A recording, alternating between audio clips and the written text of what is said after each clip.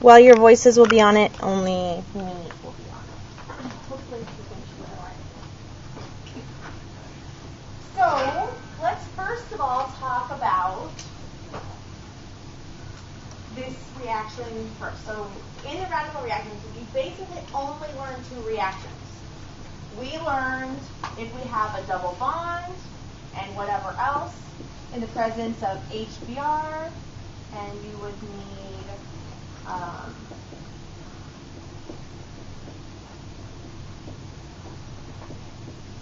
a radical initiator, how that reacts, and if you have any alkane and Br2, what that reacts.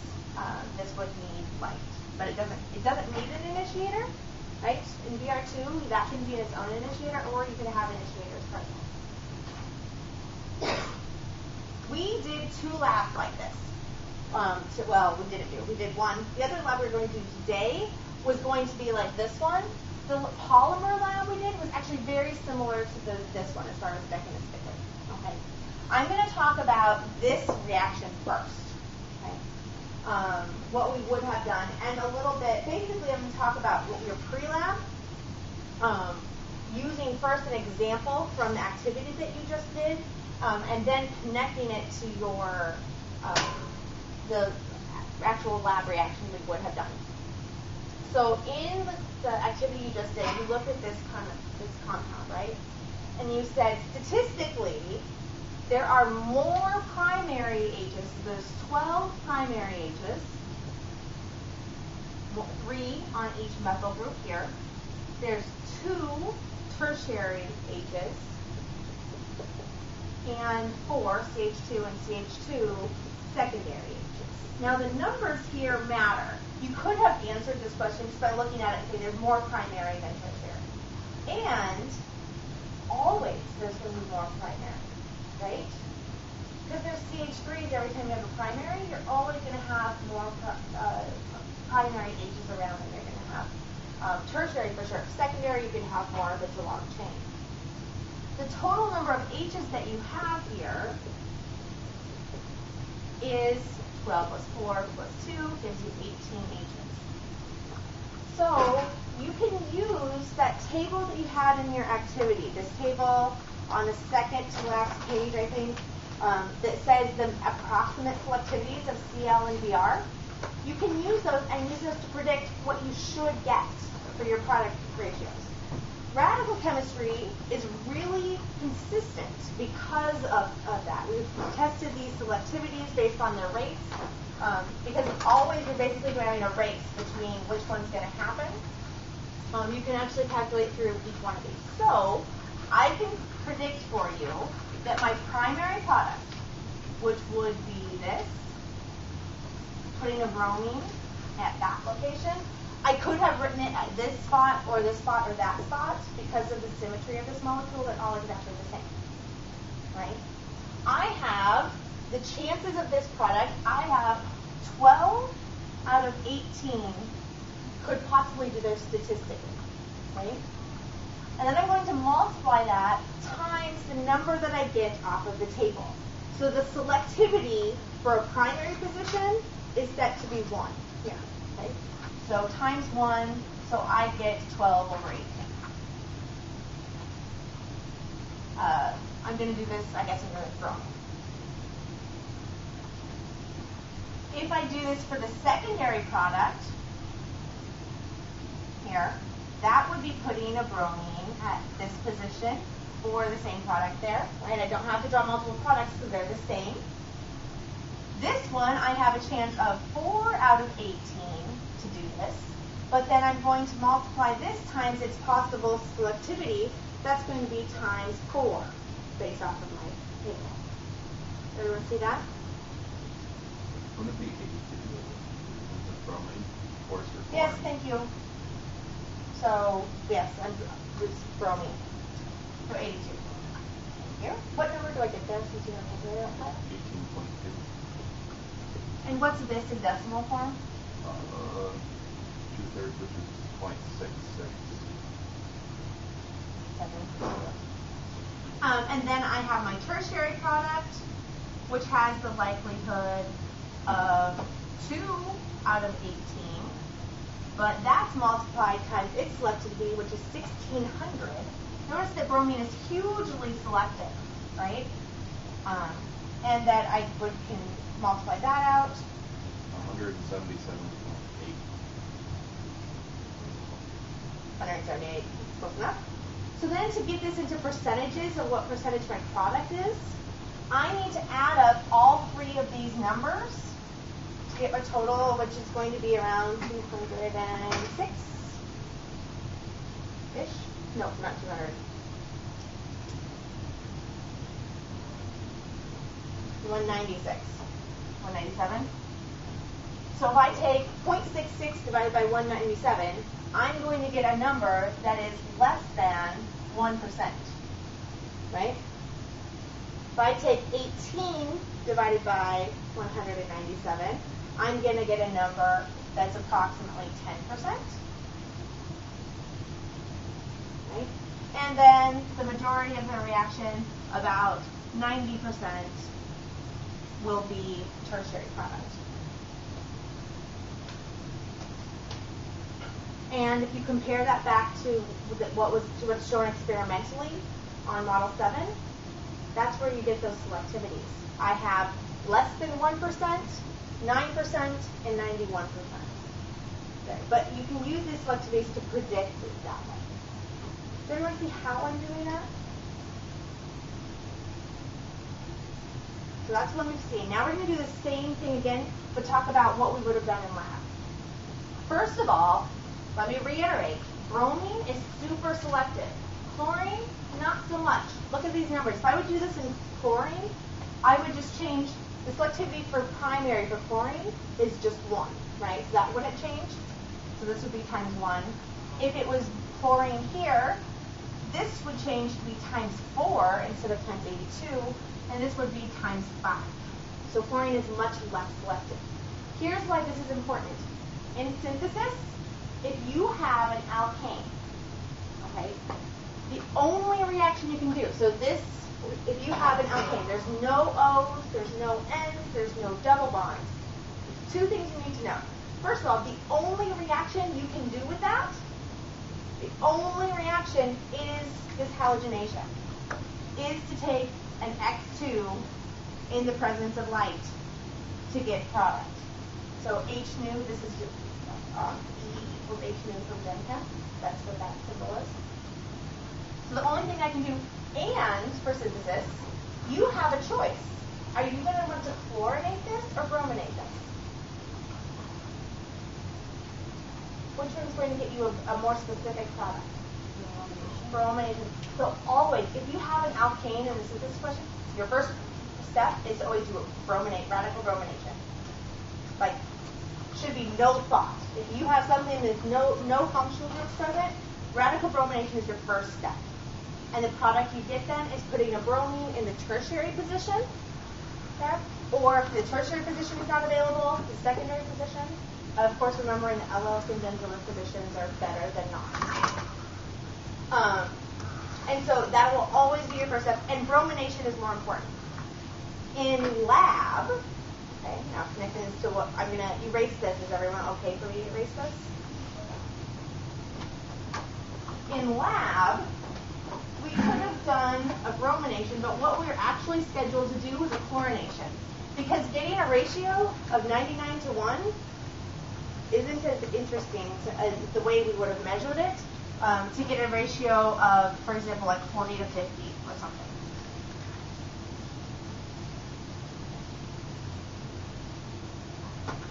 So in lab, we were going to use this. And this is basically your pre-lab. The reaction that we were going to do is going to take this compound, 2,3-dimethylbutane, react that with SOCl2, which is a reaction that's instead of, I'm going to show you the mechanism of how this works. It's another way to get a chlorine radical without using chlorine gas. I'm not going to tell you why we use that. Look it up. It's one of your critical thinking questions. Okay. We chose to use this instead of chlorine gas because chlorine gas has some negatives to it. So that's one of the things. That's one of the questions that you're going to have to tell me. And then, but this is equivalent to Cl2, and we would have treated it with some heat and light. When we do this reaction, then we get a mixture of what products? What are my possible products that I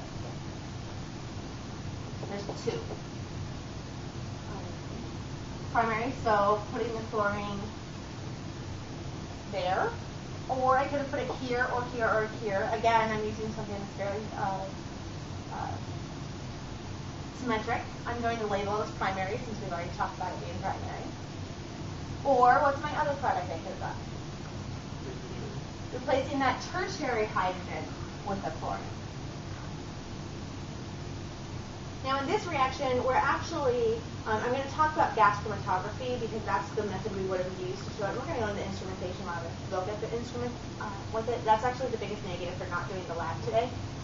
Safety-wise, huge plus to not do this lab. This would have been a lab I would have said everything in the hood 100% of the time, like measuring out everything. This is the lab we didn't do because I was pregnant last year. This is a super important safety lab, so it's a plus that we're not doing this way, but the instrumentation stuff that we do is pretty cool, so I'm going to make sure we go back and look at that. So with chlorination, we expect to get a ratio here that is not super selective for tertiary, right? This is why if you're doing synthesis, you would not use chlorination. But instead of just saying, yeah, we get a mixture of the two, let's calculate what we would have gotten. So just like we just calculated last time, we can calculate these two. How many possible H's do I have to give me my primary product? 12 again. Okay. 12 H's to give me this product. How many H's do I possibly have to give me my tertiary product? 2. So I have a total of 14 H's.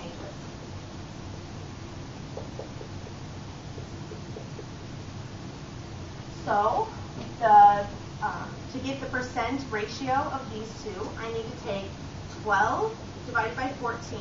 That's the statistically likelihood of getting my primary product, times the selectivity rate. So for chlorine, my selectivity rate is 1 for primary. So that's 12, 6 sevenths, whatever that number is. What is that exact number, Kyle? 0.86. 0.86. For the tertiary, then, I'm going to take 2 divided by 14 times, now, I have to remember to add the selectivity, right? How selective am I for tertiary in the chlorination reaction?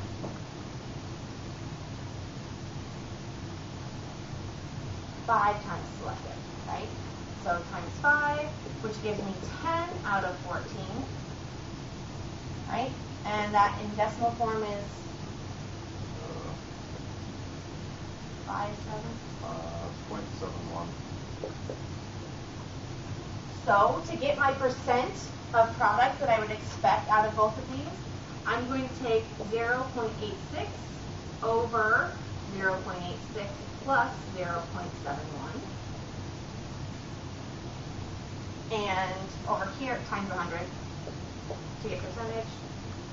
And then over here, I'm going to take 0.71 over 0.86 plus 0.71.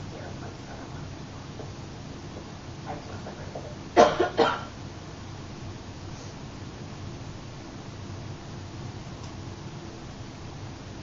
Does everyone see where I'm getting all these numbers? Today's easily the most number-heavy day of organic chemistry. What number do I get here? Someone with a calculator. 55% of the primary product. And over here, I would then get 45%. Yep. Right? Of the tertiary product. So it's almost a 50-50 mixture, slightly favoring primary. This is the expected results.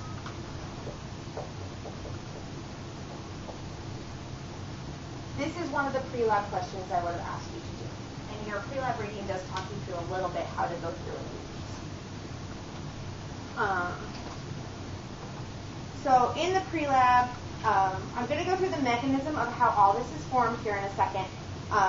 But in the pre-lab questions, it would have said draw the structures of all monochlorinated products that could be formed. So that is this one and this one. And then what the name of them is. So let's just, for practice, talk about what the name is. The longest carbon chain in this compound has to include the chlorine. So it's 1, 2, 3, 4. So this is going to be a butane. The chlorine is on carbon what?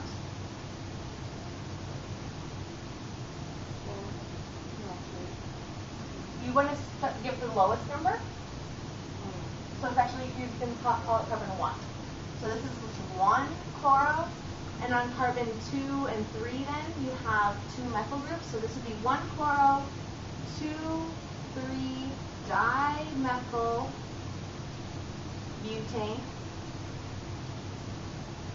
And over here, I could number it 1, 2, 3, 4. That would give me a 3 on the chloro, or 1, 2, 3, 4, and the 2 would be on the chloro here.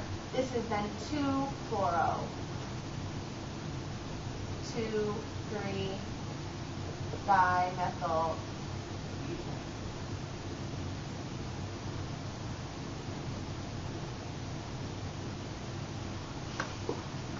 The other thing that the pre-lab asks you to do, and I didn't look these up, is to identify the boiling point for each of these compounds. So that's why naming them is important. But just think back to boiling point issues.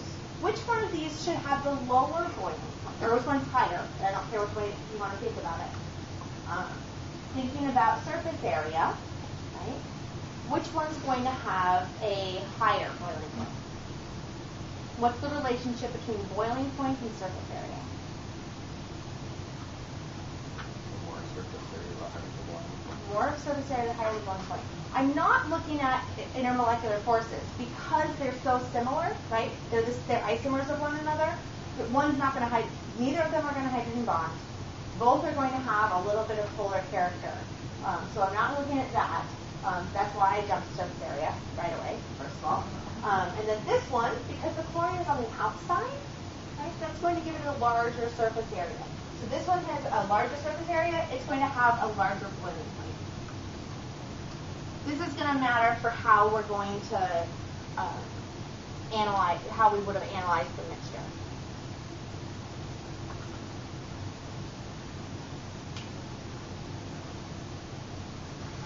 Questions on that?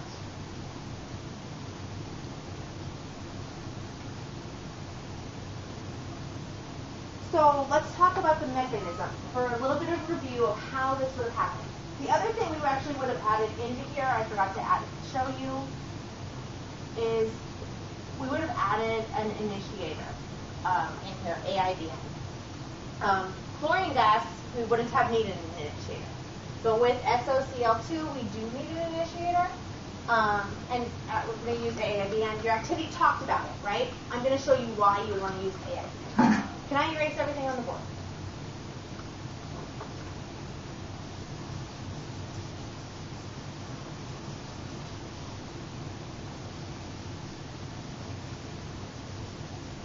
The structure for AIDN is as follows.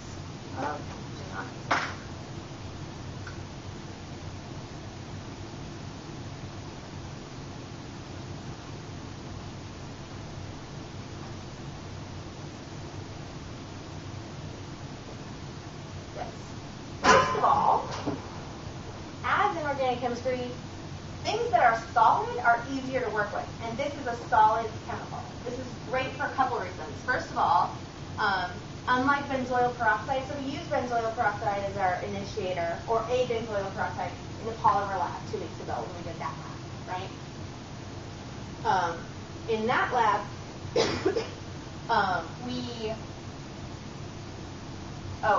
with benzoyl peroxide, it's a liquid, right? We just added a few drops of it.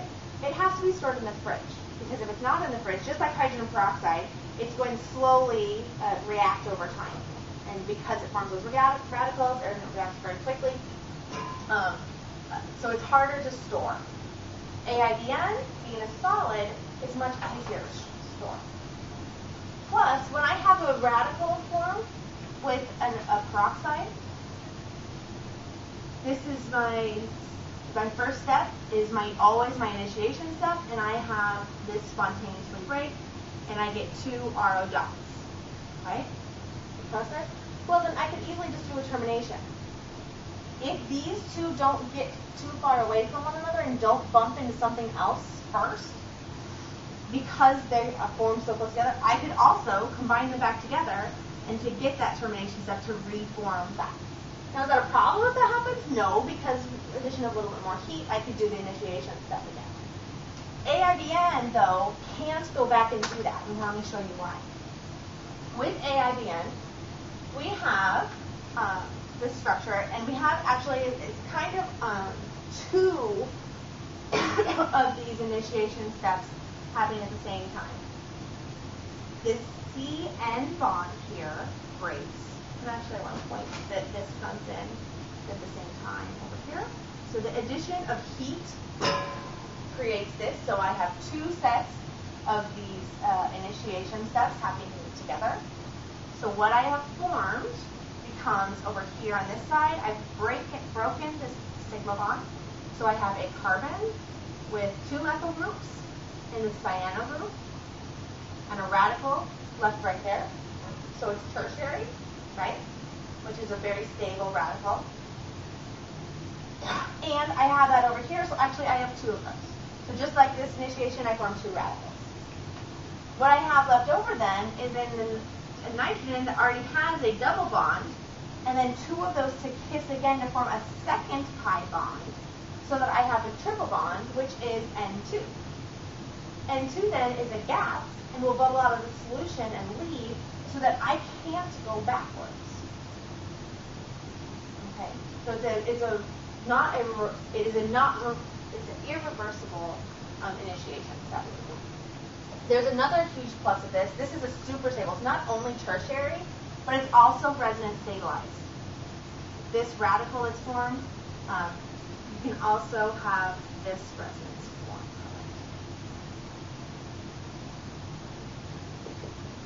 Like that.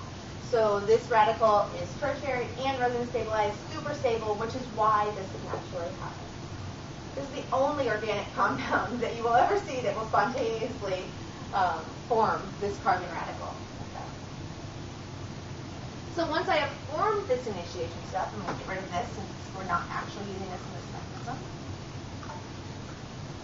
I'm going to have my initiation step, like I just showed you.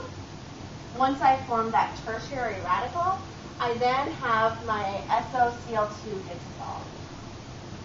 And that has this structure. This is its Lewis structure. And so first we're going to do a halogen abstraction. Notice where this radical forms a new bond by breaking this chlorine-sulfur bond. This, leaving a sulfur radical to form that, which is just a waste product that's formed, plus sulfur, now with a dot on it. Redraw this. I like to draw the radical reactions in lines like that rather than as a snaking pattern around to keep it straight with what's going on in each step. You don't have to do that if you don't want to. And then this will actually spontaneously do an oxidation reaction that pairs up that electron. So nothing comes and takes this radical, but what you get is you get SO gas. I feel like I'm missing an O here. Yes, I am.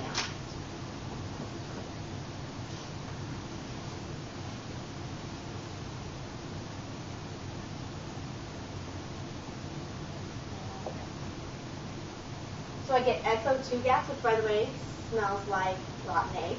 Another reason to not actually physically do this lab. And a chlorine radical. So in this lab, we had to use AIBN to form this radical and then react, that this goes through another 2 mechanistic steps before we get a chlorine radical.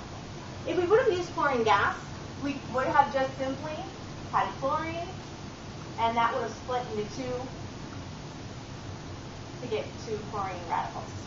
Okay. So in the question that I asked you in the results of critical thinking questions, why is it worth going through all of this trouble to get to the same end? And it's definitely worth it, even though we're making a stinky gas in there. I'm pointing that out though because in this now that we've made the chlorine radical, this rest of this mechanism is exactly what you just talked about. Okay? Do you guys want to show the mechanism showing primary or tertiary product? Right, we have 2 possible products that are formed. I'm only going to show the mechanism for one of them. Which one do you want me to show you? It doesn't matter, both are formed. Tertiary. Okay. We have chlorine radical, and now is when our alkane gets formed. Notice our alkane is not involved in the first mechanistic step. In fact, it's not involved in the first, second, or third mechanistic step in this reaction. And the first reaction that we have here is a hydrogen extraction step. So I have this hydrogen, and I form a new HCl bond and have to show that I leave behind a radical at that carbon, giving me HCl plus the radical species there.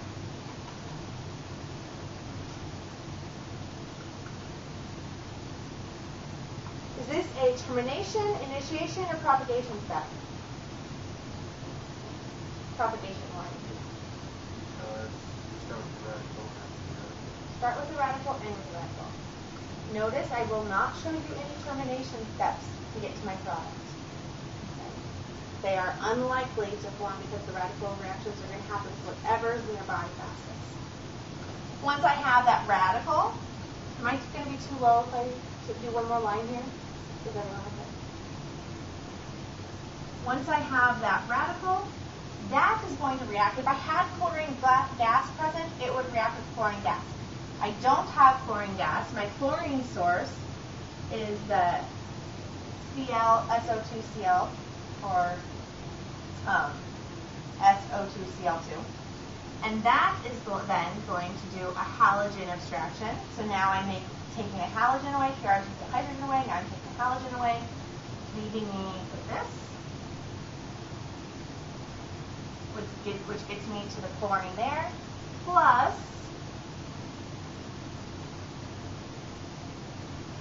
that product. And then this species, eyes up here for just a second because I'm going to not write. This species is the same as this species. And then this happens, and then this happens, and then this happens, and then I continue to repeat over and over and over and over. So this is really a lot like dominoes, right? I have that one figure on your fingers like dominoes. Those propagation steps keep happening until finally I have a termination step. This is why I only need a small amount of initiator.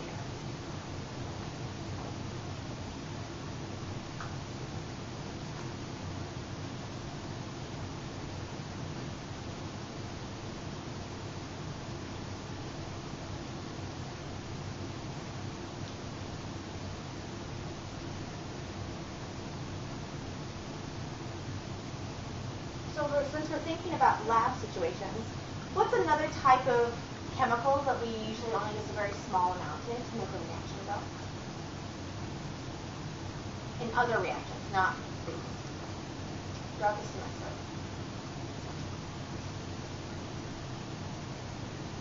I just what? Not a specific chemical, but just a type. So if I need to add a small amount of a species that makes the reaction go, makes it get started. For example, H2SO4 in hydration or alkene. What term did we use to describe its role?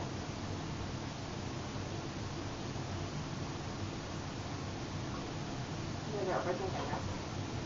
It's a catalyst, right?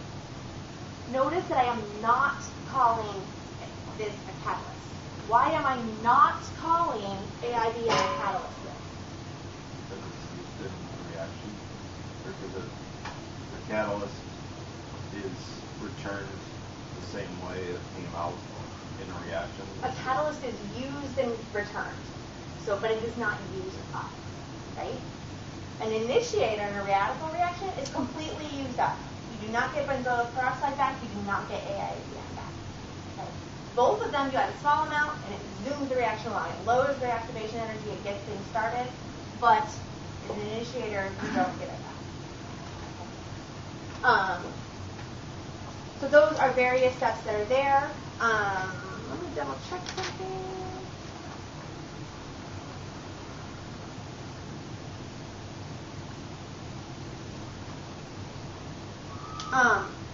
We don't have, there are termination steps that can happen, right? So termination step would be any two radicals along the way finding each other. Is that your chair? Yeah. And so the radicals, any of these radicals could combine to each other, but that would be such a small percentage of the reaction mixture that it's irrelevant to the product. Okay. The main product that's formed would still be this through the propagation products that are there. Or this one or the primary one, as we saw that those are about. Questions on this mechanism? Got the idea of initiation, propagation, why each of these form? Okay, I talked about AIBN. I talked about this reaction. We talked about how to calculate the likelihood of it. The other thing I want to talk about then is, again, let me redraw that up there. We get two products. Tertiary product and the primary product. We have this mixture, and both of these are liquids. So to differentiate how to make them, the technique that we would use to separate these, to find out how much we have, is called gas chromatography. And actually, I'm going to walk into the instrumentation lab and show you how it actually works to separate these. It actually is very similar to TLC in some ways. So let's go take a field trip.